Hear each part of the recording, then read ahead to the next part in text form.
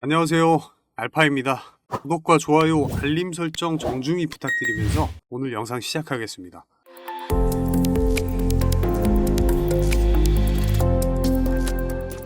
지난 5월 15일은 미국 LCC 기관들의 1분기 증권 보유 내역을 보고해야 하는 날이었죠. 현재 200개가 넘는 기관들이 비트코인 현물 ETF를 보유하고 있다 라고 발표한 상황에서 가장 눈에 띄는 비트코인 현물 ETF 보유 기관의 소식이 있었습니다. 바로 미국 위스콘신주의 은퇴 시스템 자산 관리를 담당하는 위스콘신주 투자위원회가 9,900만 달러 규모, 한화로는 약 1,350억 원 정도의 블랙록 비트코인 현물 ETF, IBIT를 보유하고 있는 것으로 확인이 되었습니다. 즉, 주 정부의 연금 자금이 IBIT를 매입했다는 것은 대형 기관이 진입했다는 신호인데요. 블룸버그 애널리스트 에릭 발추나스는 일반적으로 ETF의 유동성이 늘어나는 초기 1년 정도는 이러한 대형 기관이 매입하지 않는다. 따라서 이거는 좋은 징조이다. 기관은 무리지어서 이동하는 경향이 있는데 앞으로 더 많은 기관이 이를 보유하게 될 것으로 기대한다고 평가를 했습니다. 앞으로 비트코인의 수요를 예측하는 데 참고하시면 좋을 것 같습니다.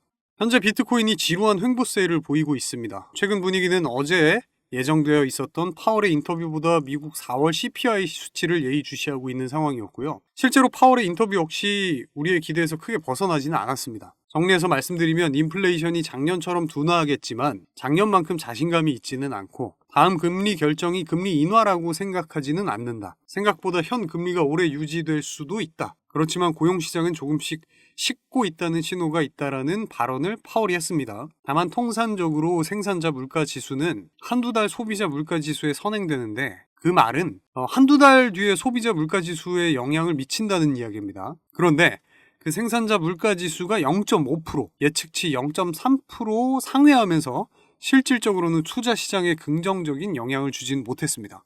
이번 CPI가 다소 둔화되는 수치로 발표될 것이라는 시장의 기대감을 생산자 물가지수와 그리고 파월의 발언이 상쇄시키면서 불확실성을 이어나가면서 비트코인의 가격이 계속해서 횡보세 유지가 되고 있는 것으로 보입니다.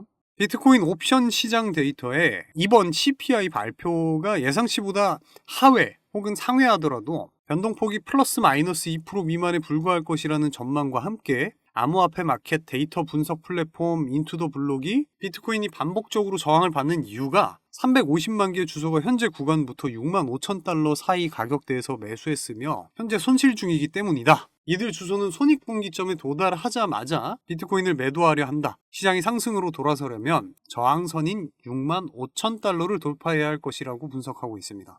다양한 의견 중에 하나로 참고하시면 좋을 것 같습니다. 제임스 필란 변호사에 의해서 리플이 법원에다 최종 판결 요청 및 구제책 관련 브리핑과 관련해서 제출했던 몇 가지 문서에 대해서 비공개를 요청한 내용이 공개가 되었습니다. 그리고 리플의 또 다른 법률 고문이 해당 요청의 근거를 토레스 판사에게 제출을 했는데 간단하게 말해서 이 정보를 공개하는 것은 리플의 재무 상태나 장기적인 사업 계획이나 수익원 및 비용 구조에 대해서 자세한 정보를 경쟁사나 고객, 미래의 사업 파트너와 그리고 고객을 포함해서 시장에 공개하기가 매우 해로울 것이라는 것입니다. 쉽게 말해서 해당 내용을 만천하게 공개하면 리플에서 사업 이익과 사업에 있어서 경제적 지위에 중대한 해를 끼칠 것이기 때문이다 라는 것으로 해석하시면 될 것 같은데 현재 물고 늘어지는 쟁점이 예를 들어서 이런 겁니다. A라는 회사에는 10% 디스카운트를 해주고 B라는 회사에는 15% 디스카운트를 해줬는데 이렇게 되면 A라는 회사에게 덜 디스카운트 해줬으니 A라는 회사에 손해를 끼친 것이 아니냐. 그렇기 때문에 그 손해에 대해서 리플은 벌금을 부담해야 하고 또 앞으로 이런 행위를 절대 할 수 없도록 벌금은 원래 수익금보다 훨씬 크게 내도록 만들어야 되고 또 아예 미국의 사업을 영구 금지시켜버려야 한다.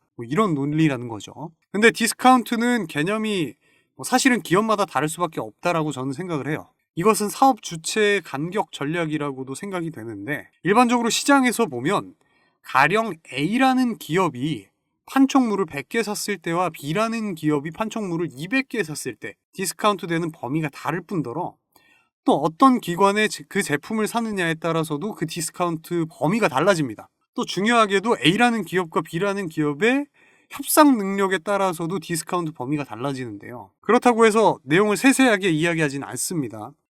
계약 내용은 사실상 기밀일 뿐더러 외부에 노출하지 않도록 하는 것이 통상적으로 계약 내용에 들어가 있는 경우도 많고, 그게 자유 경쟁의 시장이고 또 이를 통해서 기업들이 이익을 얻는 건데, 저는 개인적으로 그렇게 생각을 하는데, 이에 대해서 토레스 판사는 어떻게 판결을 할 것인지 매우 흥미로운 상황이죠. 빌모건 변호사는 리플이 다른 투자자들과 별도로 협정하는 것이 계약하는 기관들로 하여금 리플이 모두에게 동일한 조건을 제시할 거라고 생각하게 하지는 않을 것이다 라고 하면서 SEC 금전적 손해 이론은 계약적 상업적 현실을 무시한다고 이야기를 합니다. 현재 이런 소송 행보 속에서도 리플은 미국 볼티모어 소재 모건 주립대에 105만 달러 투자를 통해서 모건 주립대의 국립 핀테크 센터 발전에 힘을 붙이고 있는 상황이고, 코스모스 생태계 EVM 호환 레이어 1 블록체인의 에브모스와 파트너십을 통해서 리플 레저 EVM 사이드체인 구축을 위한 활동을 활발히 해나가고 있습니다. JP모건 자체 블록체인 오닉스가 핀테크 업체 브로드리지와 파트너십을 체결하면서 브로드리지 레포 플랫폼 결제 자체 암호화폐 JPM을 활용 예정이라고 밝혀진 만큼 리플을 소송이라는 이슈로 주저하지 않고 계속해서 토큰화된 시대, 그리고 블록체인 시대, 암호화폐 시대에 있어서 좋은 성과를 경쟁적으로 잘 만들어 가기를 기대해 봅니다. 지금부터 말씀드릴 내용도 굉장히 중요한 내용이니까 영상 끝까지 잘 집중해서 들어주시면 좋겠습니다. 일단 제 영상을 보시는 많은 분들이 늘 하시는 말씀이 있어요. 직접적으로 그렇게 말씀은 안 하시지만 바로 종목을 달라, 매수하자마자 100% 1000% 가는 종목을 달라, 이 말인즉 일확천금을 노리신다는 건데, 단호하게 말씀드릴게요. 투자 시장에서 그런 수익은 절대 요행으로 한 번에 이루어지는 건 없어요. 투자로 큰 수익을 거두시고 경제적 자유를 누리신 분들도 그렇게 수익 보기까지 피나는 노력과 공부를 하며 그 자리까지 가신 거예요. 교과서만 보고 공부했다는 그런 뻔한 말에 속지 마십시오. 저는 팩트만 말씀드리는 거예요. 단기간에 시드를 크게 확보하는 방법도 100만 원으로 1억을 만들고 그런 지름길은 없어요. 혼자서 하시면 손실만 보시고 고생하시는데 1000만 원으로 2000만 원, 3000만 원 단기간에 만드셔도 충분한 성공한 투자라는 겁니다. 그리고 큰 누적 수익을 만드신 분들은 상승장이든 하락장이든 대응할 수 있는 이 투자 방법으로 소자본에서 탈출해서 여러 가지 방법으로 병행하면서 시도하면서 그렇게 한 걸음 한 걸음 올라갈 수 있었던 거예요. 제가 말씀드리고자 하는 요지를 이해하셨어요? 한 번에 가는 지름길은 없다고요. 유행을 바라지 마시라는 겁니다. 모르면 고집 아집 부리지 마시고 제대로 배우셔야 한다는 거예요. 지금이라도 제대로 배우신다면 아직 늦지 않았습니다. 왜냐? 비트코인 시장은 더 커질 거고 가격도 더 많이 올라갈 것으로 보고 있기 때문에 말 그대로 기회의 시작이에요. 빨리 스스로를 내려놓으시고 잘 따라오시는 분들은 시대의 흐름에 발맞춰서 가시는 거고, 그렇지 않으신 분들은 계속 도태되실 거예요. 2024년 현재는 그런 시대예요. 정신 진짜 똑바로 차리셔야 됩니다. 어떻게 시작해서 어떻게 경험을 쌓고 한 걸음씩 나아가는지 도달하는지는 제가 다 이끌어 드리지만 결정은 여러분들이 하시는 거예요. 스스로의 얕은 경험과 지식으로 막무가내로 막 종목이 뭐냐 당장 말해라 이런 말씀하실 분들은